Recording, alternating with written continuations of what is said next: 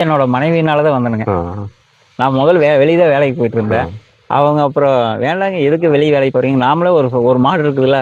இதுவே கறந்து 1 2 மாடு வாங்கலாம். ம். அந்த மாரி தான் கொஞ்சம் கொஞ்சமா பெருக்கணும் இந்த ம், பண்ணைய. ம், ம். கொஞ்சம் கொஞ்சமா பெருக்கியிருக்கீங்க. ஆமாங்க.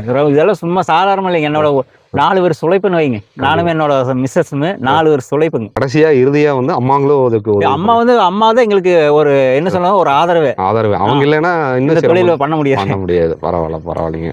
சார் அடுத்து நீங்க எதிர்வரும் நாட்கள்ல இன்னும் மாடுகள அதிகப்படுத்தி கண்டிப்பாங்க. 2026 எண்டு முடியறக்குள்ள ஆ.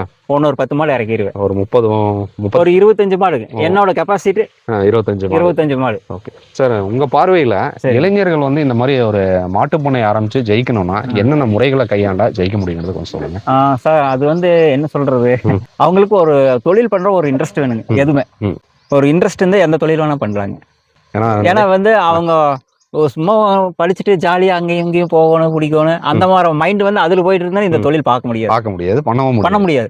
இந்த தொழிலுக்கு மட்டும் வந்தாச்சுன்னா என்ன சொல்றது? நம்ம சொந்த பந்த எல்லாத்தையுமே வந்து கொஞ்சம் ஒரு குறிப்பிட்ட நாளுக்கு கொஞ்சம் தள்ளி வச்சிருக்கணும். இந்த தொழிலுக்குள்ள வந்தாச்சுன்னா இந்த தொழில் தான் நம்ம கவனமா பார்த்துட்டு இருக்கோம். அதாவது தெய்வம் மாதிரி பாத்துக்கணுங்க. கண்டிப்பாங்க. குழந்தை மாதிரி பார்த்துருக்கோம். நம்ம குழந்தை எப்படி சின்ன குழந்தைய எப்படி பாக்குறோங்க அந்த மாதிரி பார்த்துட்டு இருக்கோம் இதுல. செய்யும் தொழிலே தெய்வம்னு சொல்ற ஆமாங்க. மாதிரி.